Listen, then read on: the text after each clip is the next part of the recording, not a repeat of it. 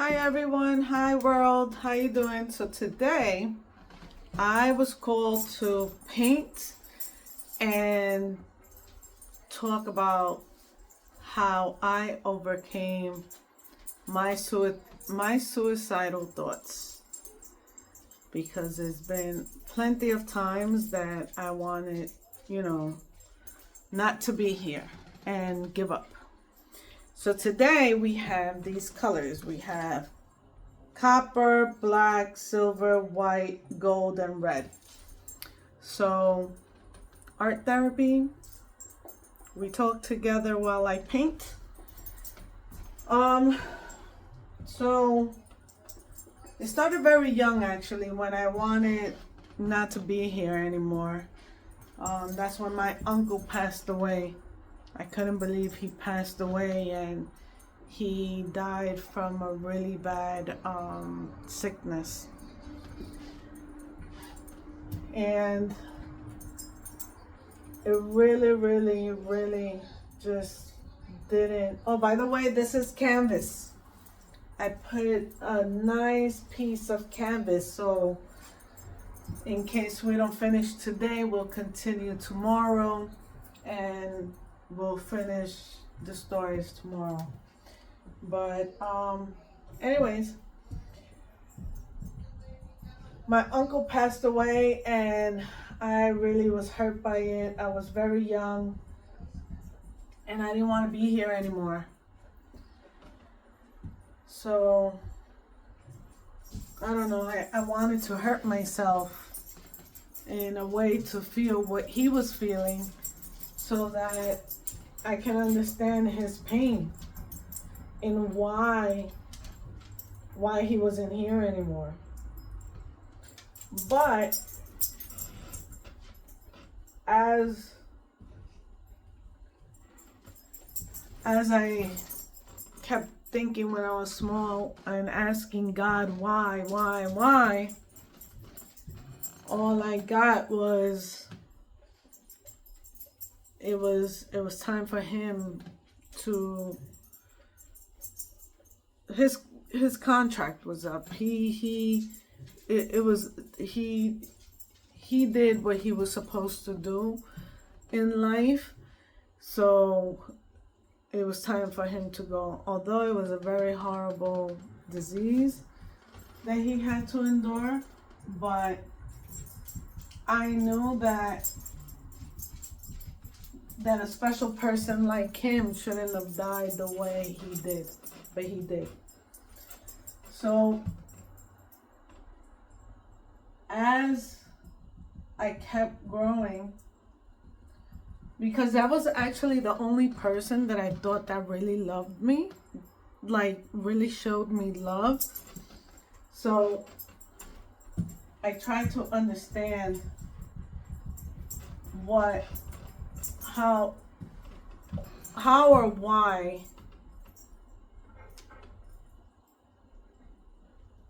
a person like him can go so fast.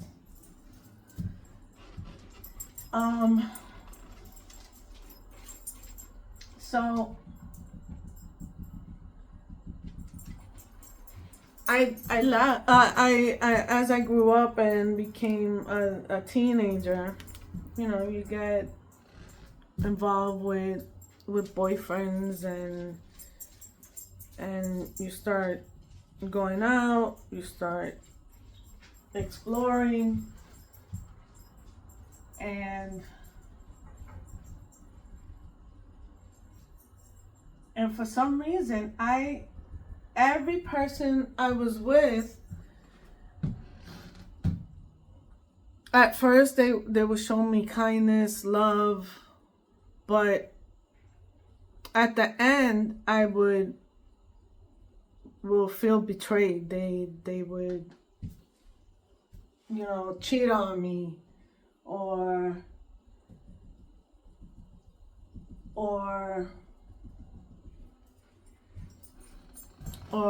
we'll fight and I'll get hit, or be in a domestic toxic relationship.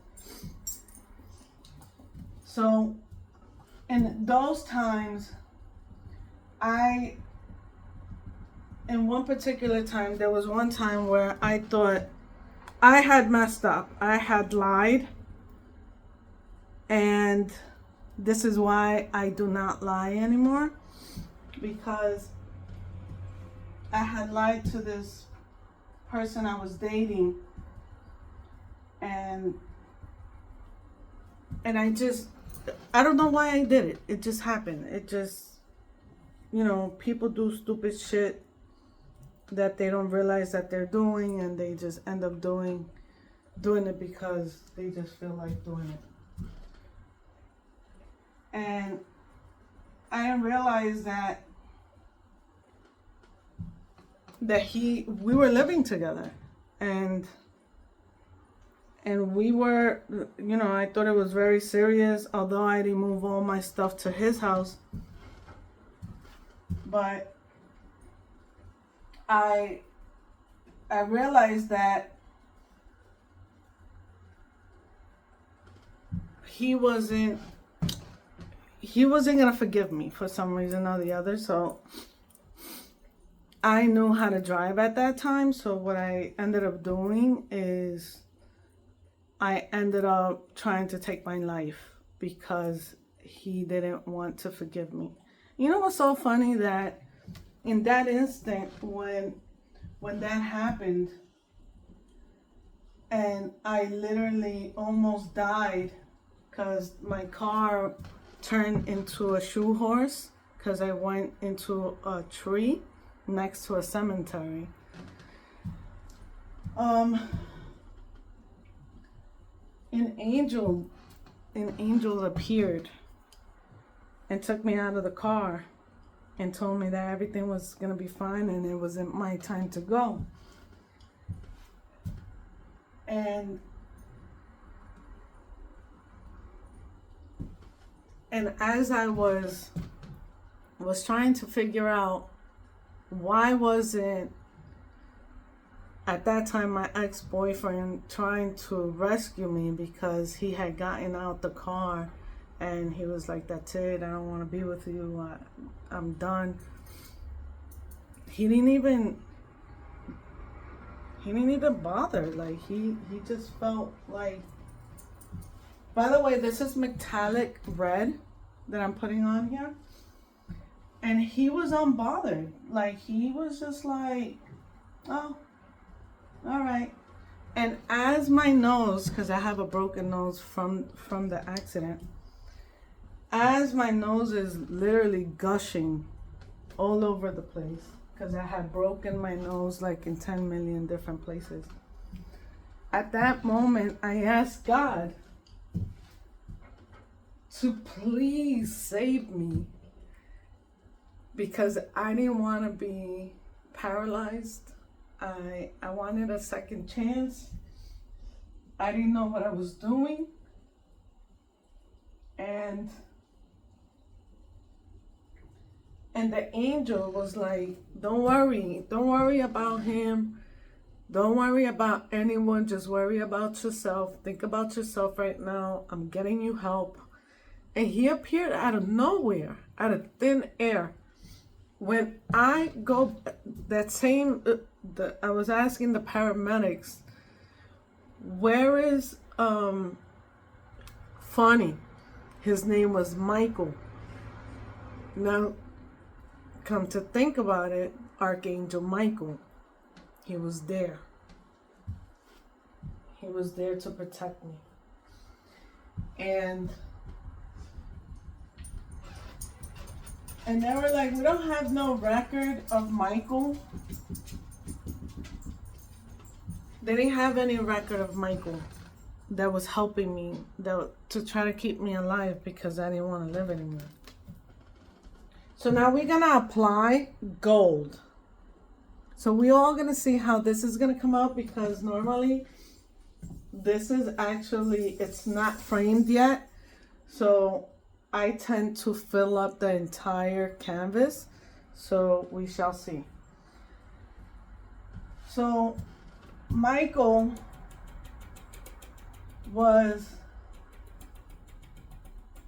was there to help me, because I was asking God to please help me and not let me go, because at that time I still didn't have my kids, and I was like, it's not time for me. I still have to have my children. Like, what was I thinking? So I just felt like it was in my time. Oh no, oh no, oh no, oh no, no, no, no. Hold on, guys.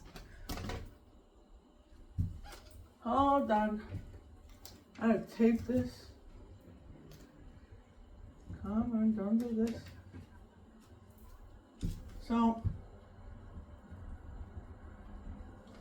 So here we are. And the reason why I'm touching this subject is because I remember that I had a lot of friends that used to cut themselves and hurt themselves.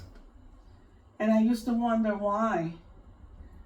And when I went through it, that I didn't want to be here, I realized that it was them. It was them trying to cope with their hurt, the way they felt. And my journey now that I want to do for humanity, for the world, is to let you guys know that as much hurt that you can endure in your lifetime, it's all in your mind. You have to be able to overcome these pains by going and asking whoever you pray to, whomever you ask for help. Like, my source, my guide, my person was God. God, Mary, and my brother Jesus. But I'm not gonna get over here all religiously, and although it's the truth. Like, for instance, every time I got hurt by someone, I couldn't understand why I was befriended, why people were treating me a certain way. Like, what I didn't get it. I didn't get, what did they get out of treating me the way they wanted to treat me, or however they wanted to treat me. And I used to suffer in silence, which means that my parents didn't even know that I was going through all of this. Like, I used to get bullied, like, to the point that I didn't get it. I didn't get it. But, you know, God is great. He does things in very mysterious ways, and if you talk to him, he will listen, because he's not an evil person. Whether you praise Allah, whether you praise your Buddha, whomever you pray to, they're not here to judge you. So that's a plain lie, which I had to rewire my brain and know that there's no way that we are here to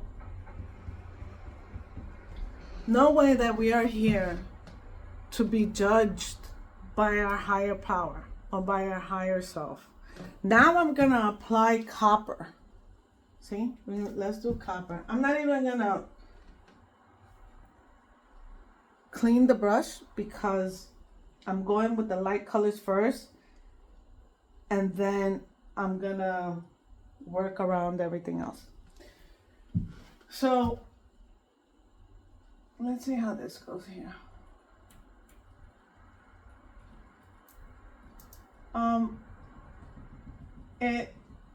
It's messed up that we as humans, we have to endure all this pain, and we shouldn't. We shouldn't. We shouldn't have to endure no pain. Because we're here to live. We're here to live our dreams. We're here to live our destiny and be able to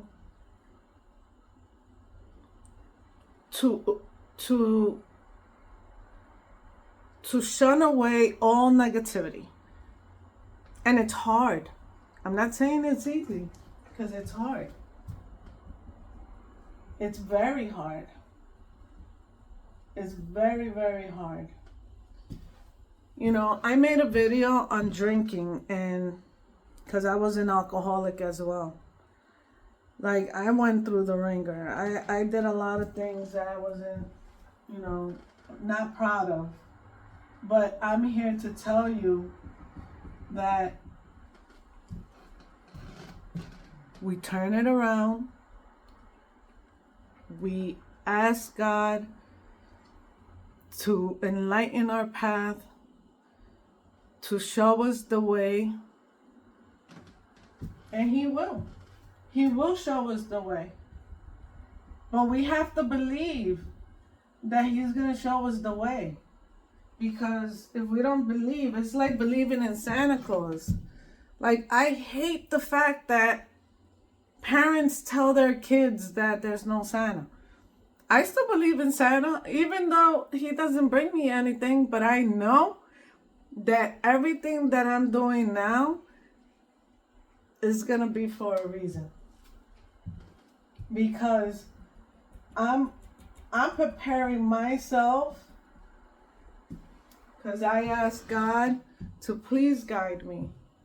And I think I feel good doing this. I feel good telling you guys how I was raised and what I did about suicide, drinking, drugs, all of that. Yes, we all go through it. But there has to be a day that we say, oh, we're not going to do that no more. Or why am I so broke? Why I don't attract abundance? Why don't I attract a better life? Because we're so fogged up with all these mental, I don't want to say, it's not mental issues. It's more of us playing that camera or video roll in your brain constantly of all the negative things. Like, for instance, I'm a Gemini.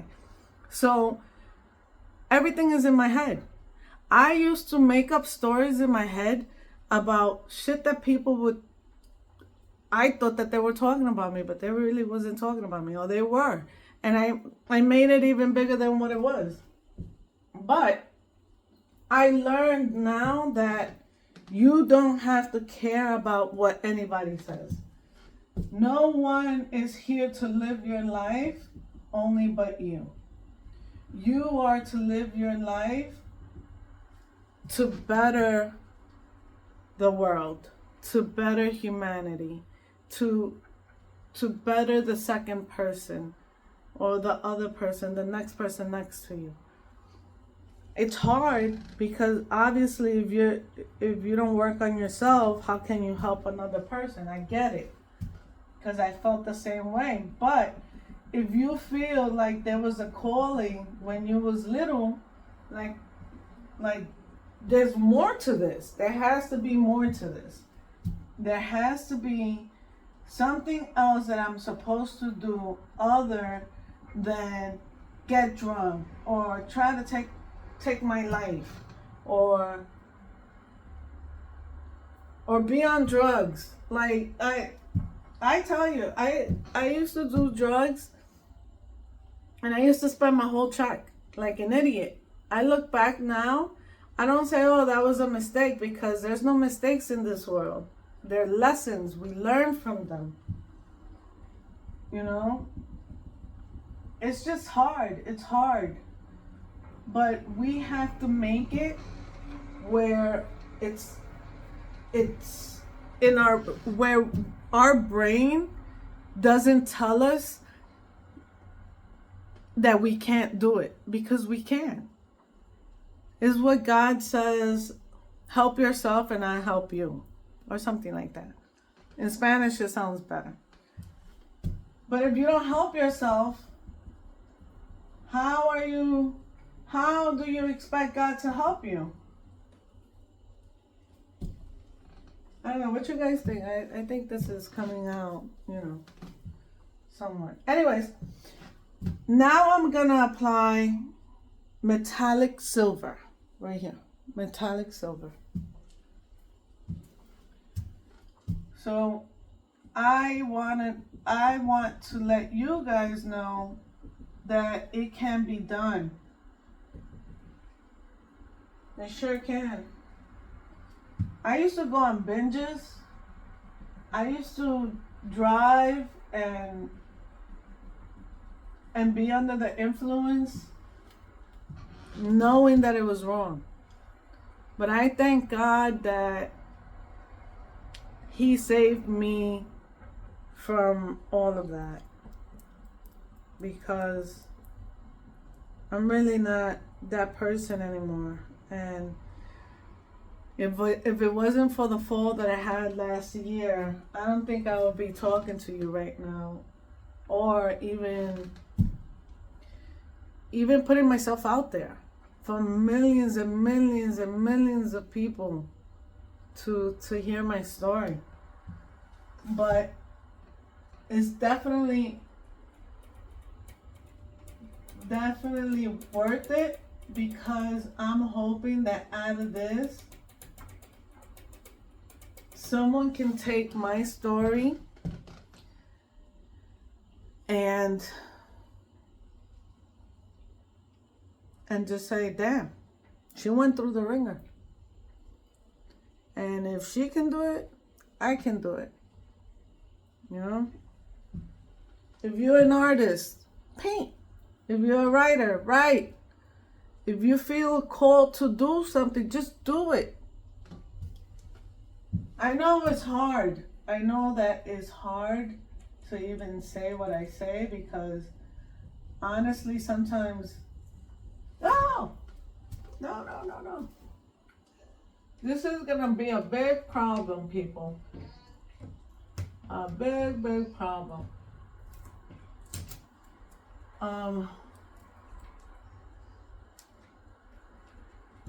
Okay. So it's harder. It's hard, but it can be done. It's the truth. I'm living proof that being bullied, being harassed, being molested by family members, just all of it, it's hard to overcome it. It takes time, but you have to rewire your brain. You have to take action. You have to listen. Now I'm gonna apply the whites and then the black. All right? And then after that, I'm gonna have to let you guys go, and I'll be back tomorrow to talk more and paint some more. Okay? So yeah, it's like what I did, besides tell God, speak to God, and tell Him to help me figure out what I needed to do, because it wasn't easy. I was lost. There was a time when I thought that I was diagnosed not having kids. That's what they told me, that I had a 5% chance to have children. I cried to marry. to the Virgin Mary, to the mother.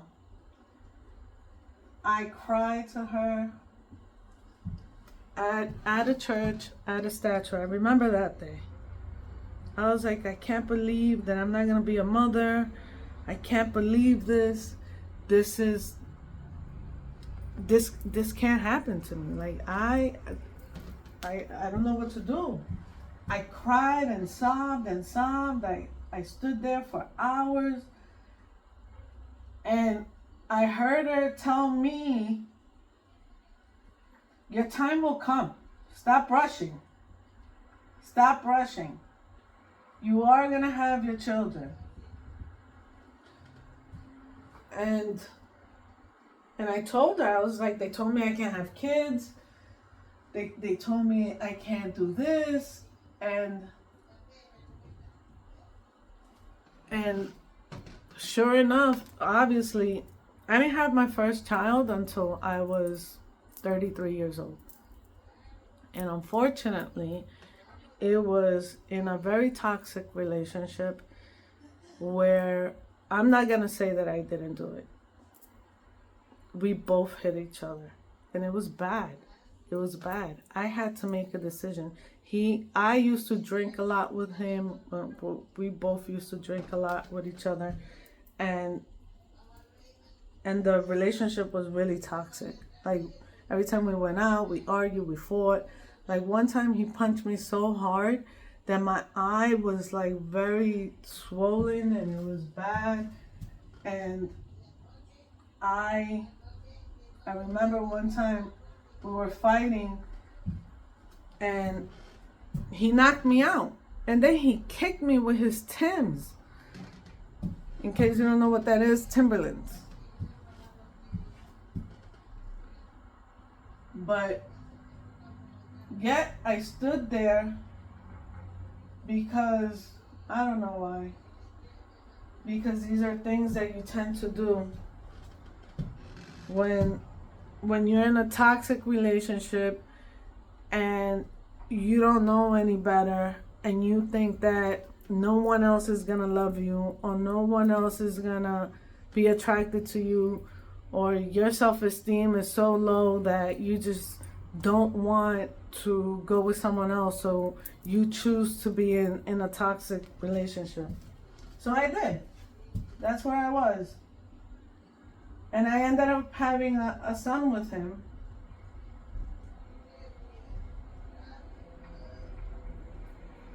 And no one should be in a toxic relationship. No one. It's not healthy. Okay, finally black. Okay? Then after this I gotta go because I gotta go pick up my kids. That's why in my mission is to enlighten people, and also with all this and the fall and last year, during Christmas,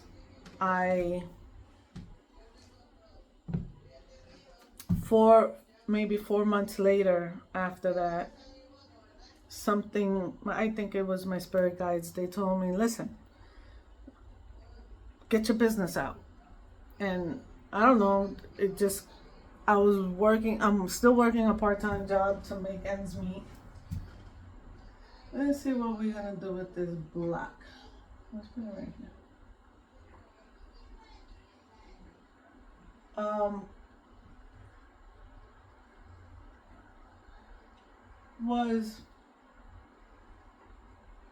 I was like, what? A company? And mind you, while I was drinking, I was painting. I used to drink like bottles of wine so that I can get inspiration or whatever. But in those times, until now, I always said that I wanted to put my own business and I wanted to get that. But now is even, in April, I realized that my son, he was going to high school. And my son is a high functioning autistic boy. And he's very gifted with his art. And I got scared because I didn't want him to go into this world thinking that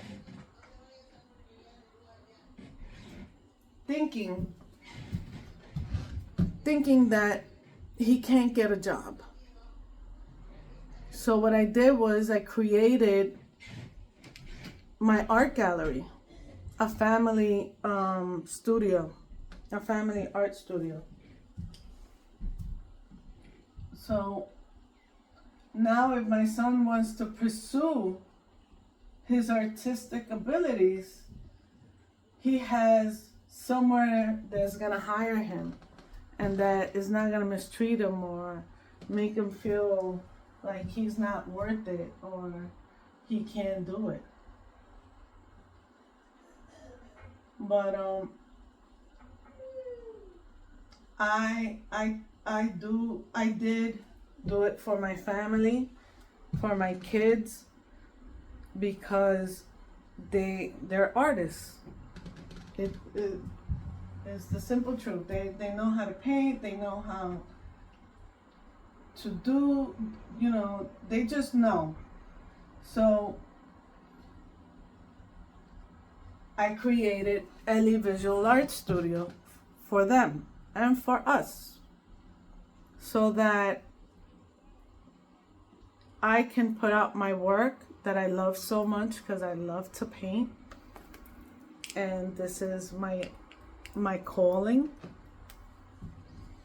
Besides me talking to you guys about how to not think about negative issues or situations, because the more you think about negativity, the more that's gonna lower your frequency, your vibrational frequency.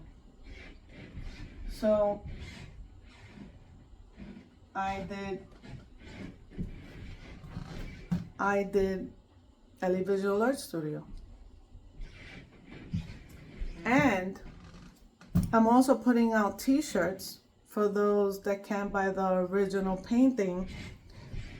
And in support of buying those t-shirts, my donation, my philanthropy, which that's my other mission, is to give back to domestic violence, to give back to dementia patients, cancer patients,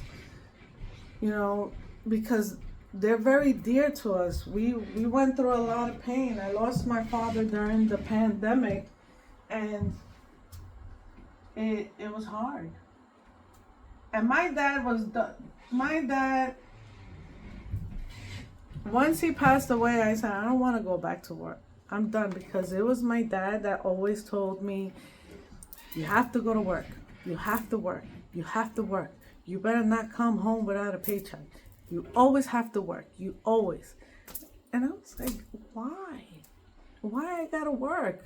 That's not what I want to do.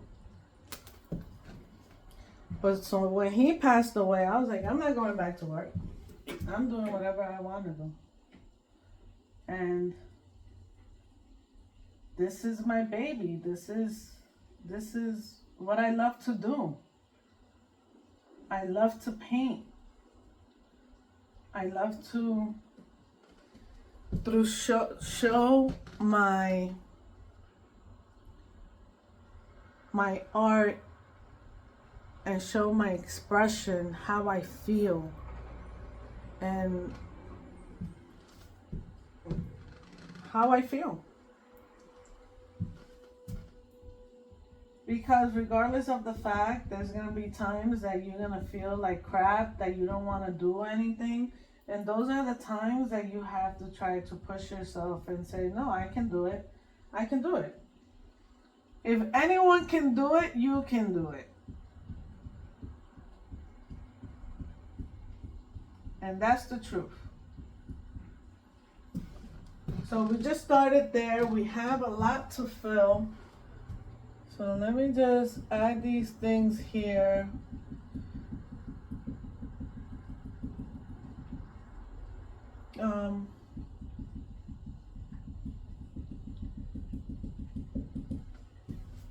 Just know that there is a light. If you're in the dark, there is a light. And that light is you. Because you're the light. We all... Okay, you know what? When I was little, I always used to say, God is so big. Like, we live in God. Like, we're like small particles of atom in God. Like, we're his atom in his body.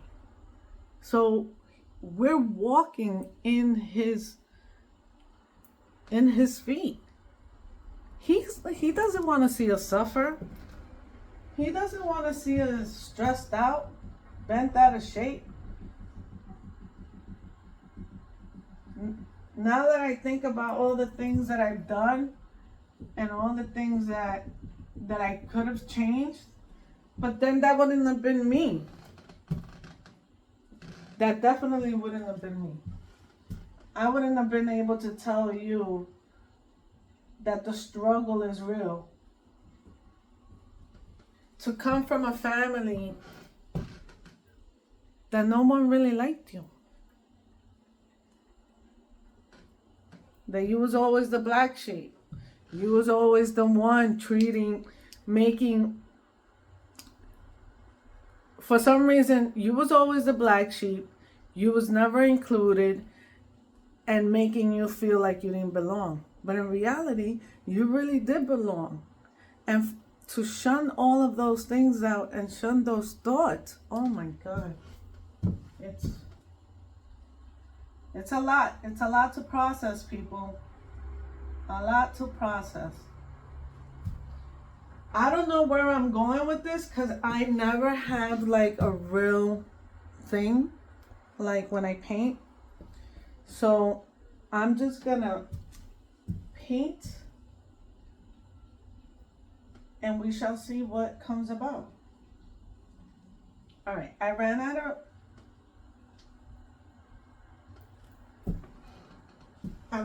paint. So far, this is what we got. All of that was suicide, drinking, drugs, and feeling like the outcast in this world. But not no more. I'm not gonna feel like that no more. Well, I don't feel like that no more. I used to. Anyways, gotta go. I will see you guys tomorrow. Because I want to finish this tomorrow. Okay? Talk to you later. Bye.